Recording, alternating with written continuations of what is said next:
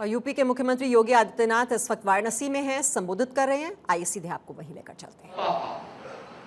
कि हमारा राज्य लैंडलॉक्ड स्टेट है, यानी चारों तरफ जमीन से ही घिरा हुआ है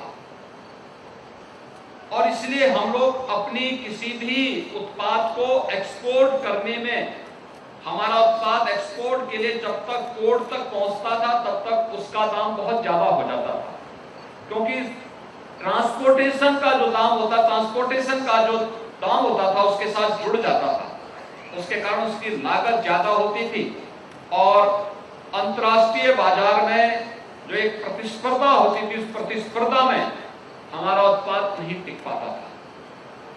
वहां पे क्वालिटी के साथ साथ उस क्षमता का भी होना चाहिए और उस लागत का भी होना चाहिए जो मांग है। लैंडलॉक्ड स्टेट होने के नाते यह हम सब के सामने सबसे बड़ी समस्या थी। हमें चीनी भेजना हो तो ये समस्या होती थी, हमें यहां से सब्जी, फल, मिर्चा इन सबको भेजना होता था तो इसमें भी परेशानी होती थी। हमें यहाँ पे परंपरागत उत्पाद, एमएसएमई का सबसे बड़ा केंद्र देश के अंदर उत्तर प्रदेश है।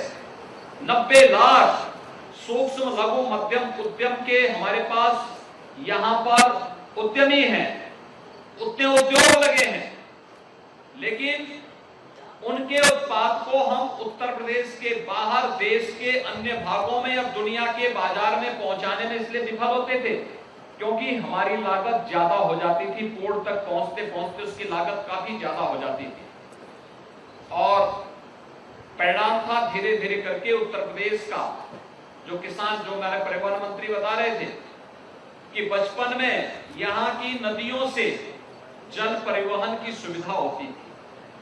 कोयला आता था, यहां से गुड़ और शुगर यहां से बाहर जाता था, फल और सब्जियां भी बाहर जाता था, अनाज खाद्यान्न भी यहां से बाहर जाता था।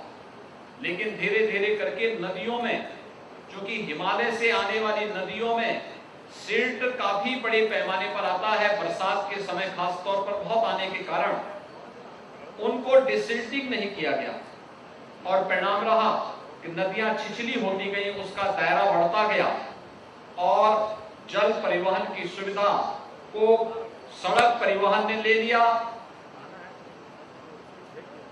अन्य परिवहन के माध्यमों ने ले लिया।